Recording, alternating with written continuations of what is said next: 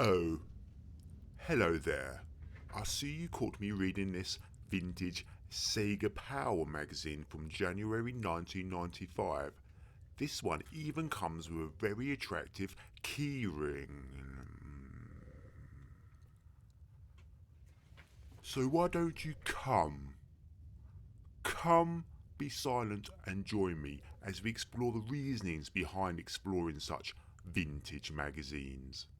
In this example, we get a small snapshot of what life was like for the average video games player in the 1990s, before the internet was really used in households. Now let's examine a few select pages from this magazine. Within the first few pages, we can see the results of an art competition. Art and drawing competitions were of course a staple feature of many a magazine in the 1990s.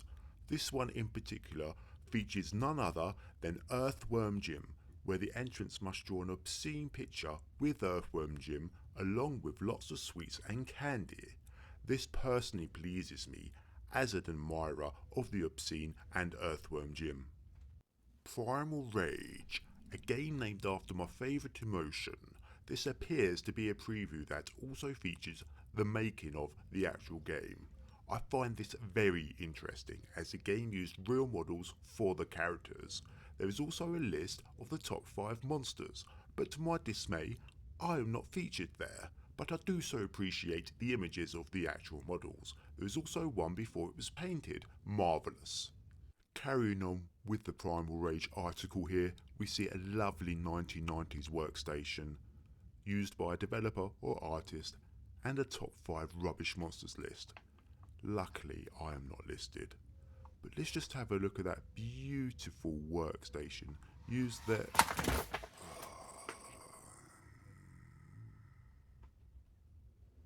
And here we could see another page with brief descriptions of games about to be released.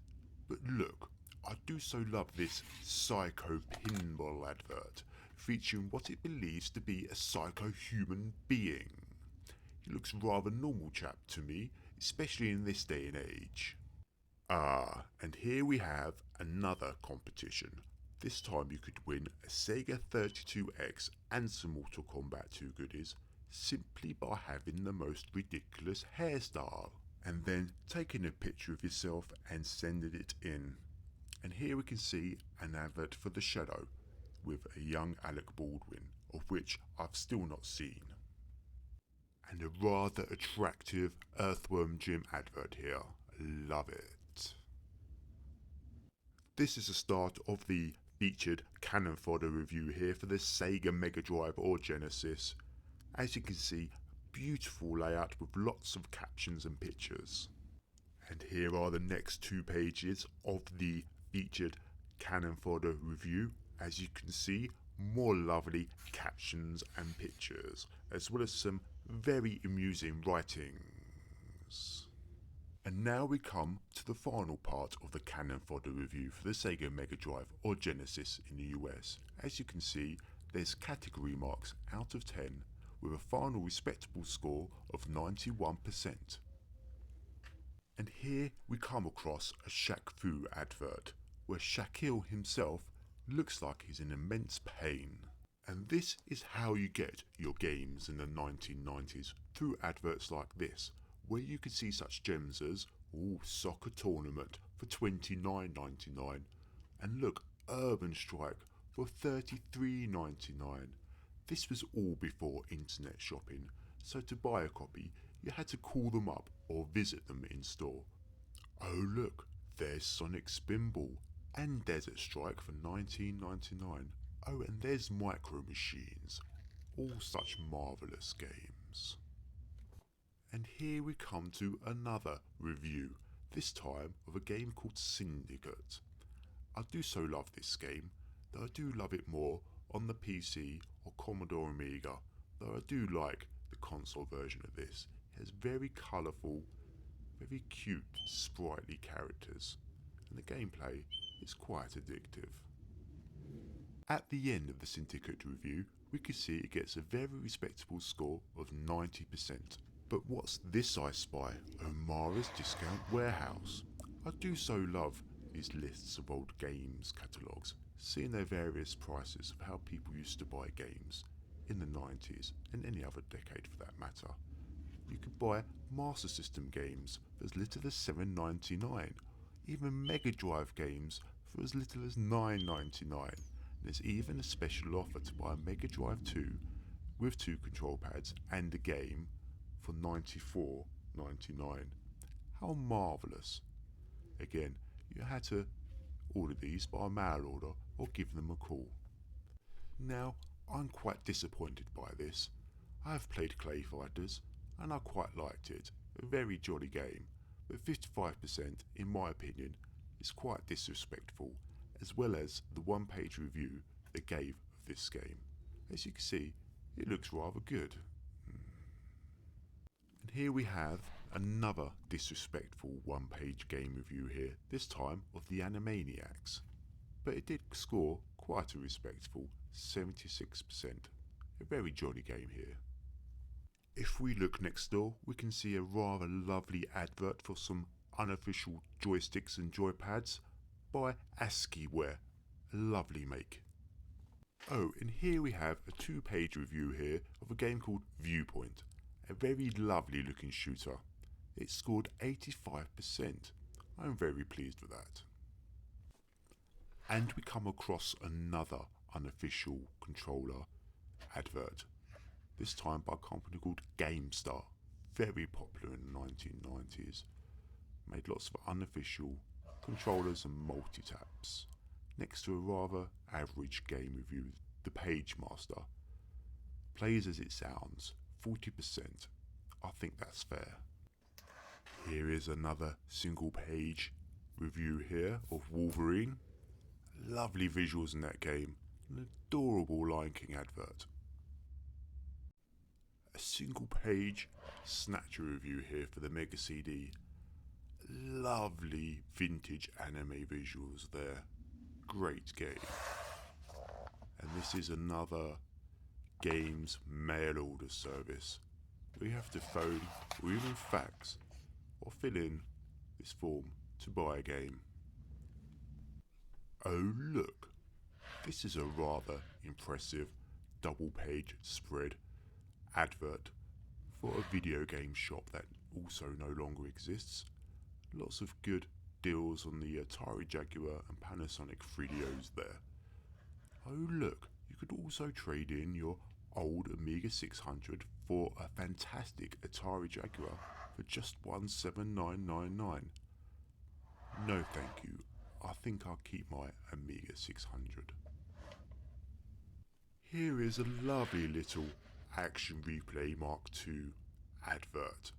The Action Replay was of course a gaming cheat cartridge, much like its arch nemesis, the Game Genie. The Mark II also acted as a regional converter, allowing you to play games from different regions. And on a page next door, we can see the start of a tips article.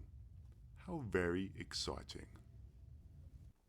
And here is some cheats and hints for some various games like Mortal Kombat 2 and Aladdin, showing various hints and button combinations to perform various cheats. Oh, and look at this. Look at this beautiful illustrated level guide for the game Micro Machines 2. Look how it's got smaller illustrations of screenshots at various points in the level to give you extra help and various hints. Here are the next 2 levels of the fabulous illustrated level guide for Micro Machines 2. Again, some more zoomed in screenshots of some of those tricky areas there. They are tricky levels after all. And here are the last 2 pages of this fabulous illustrated level guide to Micro Machines 2. Gorgeous. And now we approach the end of the magazine here, where it starts to implement some different articles.